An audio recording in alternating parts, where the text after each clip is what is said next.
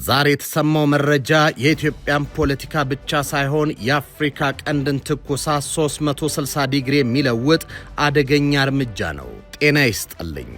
ይህ ኢትዮ ዴስክ ነው። ሻቢያ ለህወሓት እጅግ አደገኛ ትዕዛዝ ሰጠ።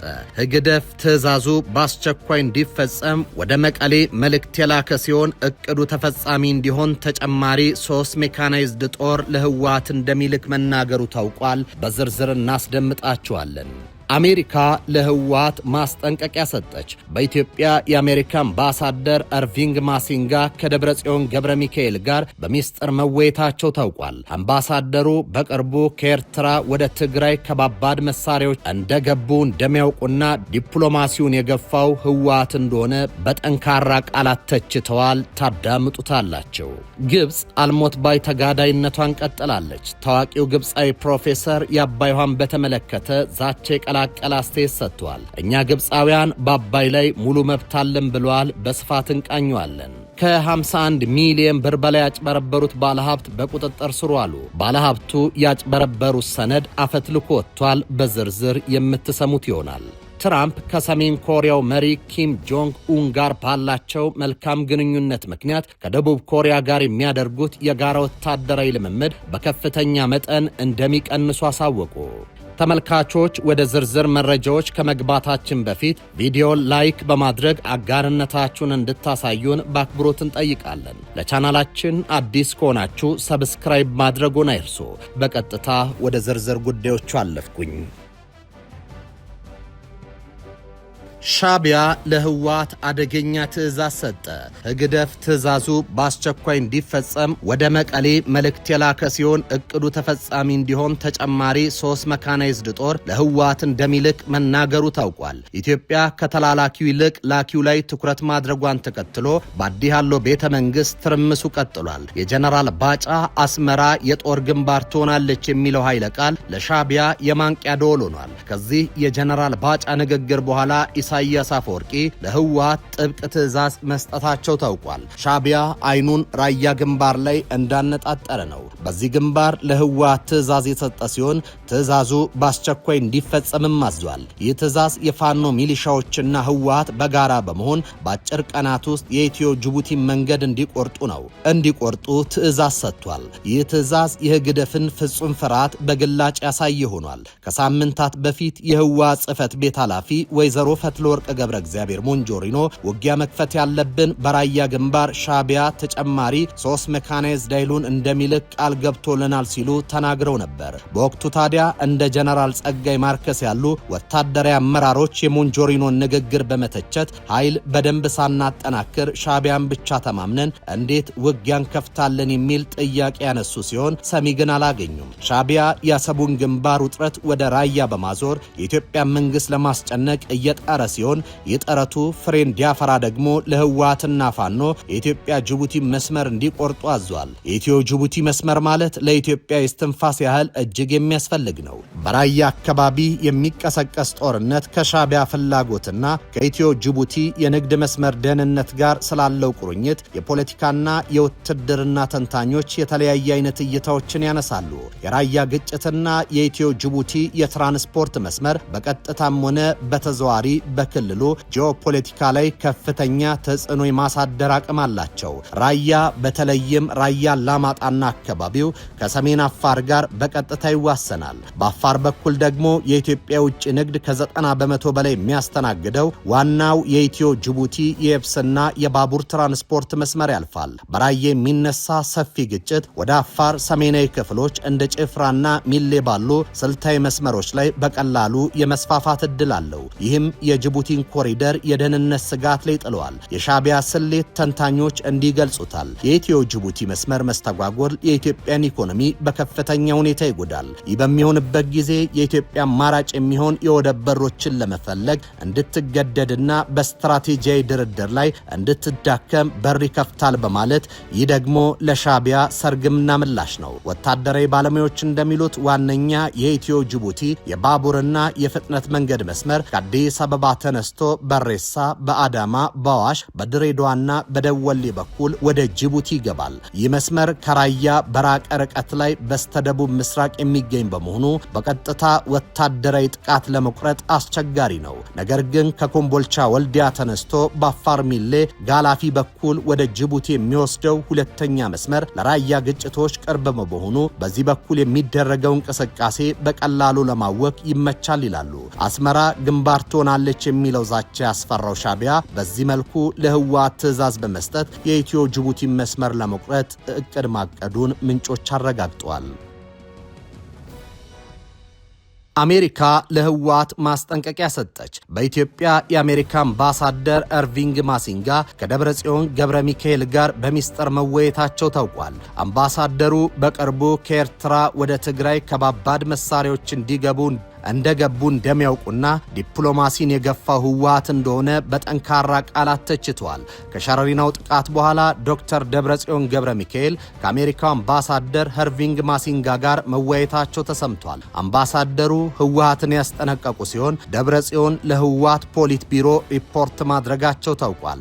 ዩኤምዲ ሚዲያ ምንጮችን ዋቢ አድርጎ ባወጣው ዘገባ አምባሳደር ማሲንጋና ዶክተር ደብረጽዮን በቅርቡ የስልክ ውይይት አድርገዋል። የህወሓት ምንጮች እንደተናገሩት ዶክተር ደብረጽዮን ገብረ ሚካኤል ባለፈው ማክሰኞ በተካሄደው የፖሊት ቢሮ ስብሰባ ላይ በሸረሪና ግጭት ከተቀሰቀሰ በኋላ በኢትዮጵያ የአሜሪካ አምባሳደር ኤርቪንግ ማሲንጋን አነጋግረዋል። ሊቀመንበሩ በስብሰባው ላይ ባቀረቡት ሪፖርት ትግራይ እየተጠቃች እያለ አሜሪካ ለምን ጸጥ አለች ብለው አምባሳደሩን እንደጠየቁ ገልጿል። አምባሳደሩ ምላሽ ሲሰጡ ለውጥረቱ መባባስ ተጠያቂው የህወሓት አመራር እንደሆነ ጠቁመው በተለይም በቅርቡ በትግራይ ሁሉንም ስብሰባና የዲፕሎማሲ ጥረቶች አካሄድን በማንሳት ምላሽ ሰጥተዋል። ጥቃቱን የጀመራችሁት እናንተ ናችሁ ሲሉ አምባሳደሩ ብርቱ ትችት ሰንዝረዋል። ህልውናችን በብልጽግና መቃብር ላይ ያላችሁ እናንተ ናችሁ፣ ዲፕሎማሲን የጣላችሁና ያዳከማችሁ እናንተ ናችሁ ብለዋል።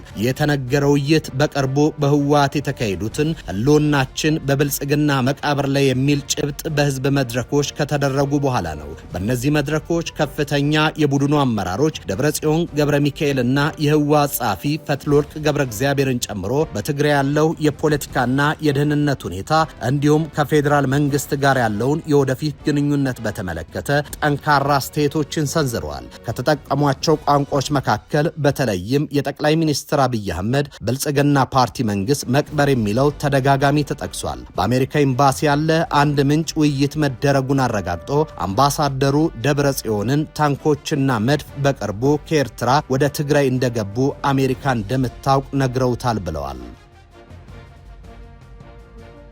ግብጽ አልሞት ባይ ተጋዳይነቷን ቀጥላለች። ታዋቂው ግብጻዊ ፕሮፌሰር የአባይ ውሃን በተመለከተ ዛቻ የተቀላቀለ አስተያየት ሰጥተዋል። እኛ ግብጻውያን በአባይ ላይ ሙሉ መብት አለን ብለዋል። በካይሮ ዩኒቨርሲቲ የጂኦሎጂና ውሃ ሀብት ፕሮፌሰር የሆኑት አባስ ሻራኪ በቅርቡ የኢትዮጵያ ውሃ ሚኒስቴር የሰጠው መግለጫ ቀስቃሽ ነው በማለትም ገልጸዋል። ግብጻዊ ፕሮፌሰር አልሚስሪ አሊዩም ለተሰኘ ጋዜጣ በሰጡት አስተያየት ከኢትዮጵያ በኩል አዳዲስ ግድቦችን የመገንባት እቅድ እንዳለ መገለጹ ታውቋል። በአስተያየታቸው የህዳሴ ግድብ ጉዳይ ገና ሳይፈታ የጋራ በሆነ ወንዝ ላይ ሌሎች ግድቦችን ስለመገንባት መነጋገር ውጥረቱን ከማባባስ ውጪ ጥቅም የለውም ያሉ ፕሮፌሰሩ በኢትዮጵያ ልማት ላይ ግብጽ ያላት አቋም ግልጽና የማያሻማ ነው ብለውታል። ይህን ሲያብራሩም ግብጽ የኢትዮጵያን የመልማት ፕሮጀክቶችን የመስራት እምቅ ሀብቷን የመጠቀም መብቷን አትቃወምም። ይሁንና እነዚህ ፕሮጀክቶች በተለይ ከአባይ ወንዝ ውሃ ጋር የተያዙት የሌሎችን ሀገራት መብቶች መጣስ አይኖርባቸውም በማለት ገልጸዋል። ጨምሮም ኢትዮጵያ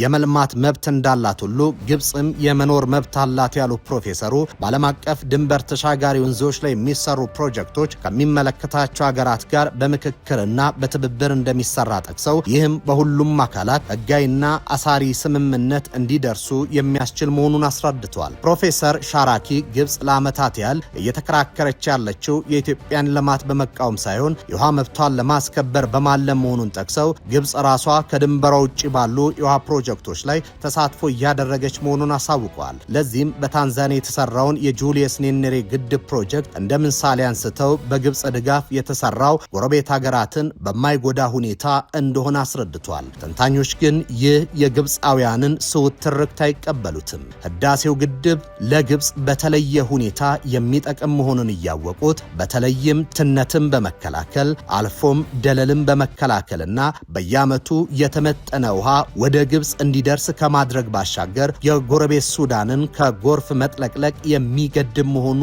ይታወቃል። ሆኖም ግብጽ በሱዳን ሜሮዌ ግድብ ሲገነባ ዝም ብላ ህዳሴ ግድብን የተቃወመችበት ዋና ምክንያትም የውሃ ፖለቲካውን ወይም የአባይን ፖለቲካን በዘላቂነት ለመቆጣጠር በማሰብ ነው።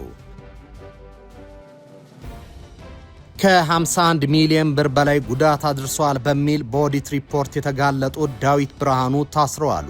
አቶ ዳዊት የባለ አክሲዮኖች አደራ ትተው ከባለቤታቸው ትዕግስት ዳምጤ ጋር በወር ከ3.3 ሚሊዮን ብር በላይ ደሞዝና ጥቅማጥቅም ለራሳቸው ይከፍሉ እንደነበር የኦዲት ሪፖርት አጋልጧል። ከውስጥ የመረጃ ምንጮች በተገኘው መረጃ አቶ ዳዊት ብርሃኑ የዌብስፕሪክስ አይቲ ሶሉሽን ኃላፊነቱ የተወሰነ የግል ማህበር ዋና ስራ አስኪያጅ ሆነው ሲሰሩ በነበረበት ጊዜ በንግድ ድርጅቱ ላይ አድርሰውታል የተባለው ጉዳት የውጭ ኦዲተር እንዲጣራ ተደርጎ በድምሩ የብር 51 ሚሊዮን 280 ሺህ ጉዳት ማድረሳቸው በኦዲት ሪፖርቱ በመረጋገጡ በማህበሩ ላይ ወንጀል ፈጽመዋል በሚል በአዲስ አበባ ቦሌ ክፍለ ከተማ ፖሊስ መምሪያ የተጀመረው ምርመራ ጠዋት ከቢሯቸው በፖሊስ ተይዘው ወደ ምርመራ ተወስደው ነበር። ሙሉ ቀን በፖሊስ ምርመራ ሲደረግባቸው ውለዋል። አቶ ዳዊት ብርሃኑ በፖሊስ ምርመራ የተደረገባቸው በኦዲት ሪፖርቱ ላይ በተገለጹት በሚከተሉት ምክንያቶች መሆኑ ተገልጿል። በኩባንያው የዳይሬክተሮች ቦርድና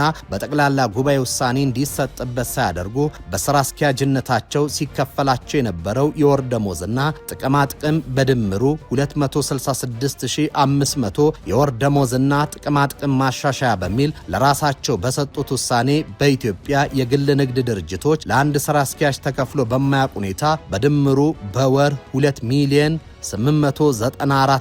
894174 ብር ከ50 ሳንቲም እንዲከፈላቸው በማድረግ በአንድ ወር ክፍያ ላይ የብር 2 ሚሊዮን 627674 ከ50 ጭማሪ በማድረግ ድርጊታቸው በኩባንያው የዳይሬክተሮች ቦርድ ተደርሶበት እስከታገደበት ድረስ ለ6 ወር ክፍያ በመውሰድ በኩባንያቸው ላይ የብር የ15 ሚሊዮን 766 ከ47 ብር ጉዳት አድርሰዋል። ከዚህ ቀደም በታክስ ስወራ ተጨማሪ እሴት ታክስ አለመክፈል በኮንትሮባንድና በህገወጥ መንገድ የተገኘውን ገንዘብ ህግ ያስመስሎ በማቅረብ ወንጀል ተጠርጥረው ለወራት ታስረው የተለቀቁት አቶ ዳዊት ብርሃኑ ወይዘሮ ትዕግስት ዳምጤ ገብረ ኢየሱስ የተባሉ የትዳር አጋራቸው በኩባንያዎች በቺፍ ማርኬት ኦፊሰርነት በመቅጠር በወር 460 ሺህ ብር እንዲከፈላቸው አድርገዋል። በዚህ ድርጊታቸውና ሚስት በደሞዝና ጥቅማጥቅም ስም ሽፋን በወር 3 ሚሊዮን 366174 ብር እንዲከፈላቸው በማድረግ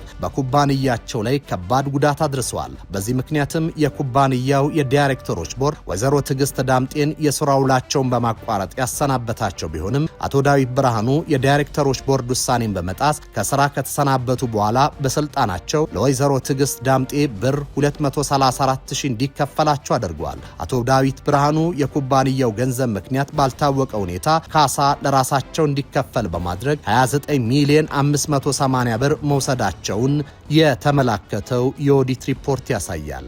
ተመልካቾች ለሰዓቱ ያዝናቸው ዜናዎች ነበሩ። በያላችሁበት ሰናይ ጊዜ ይሁንላችሁ።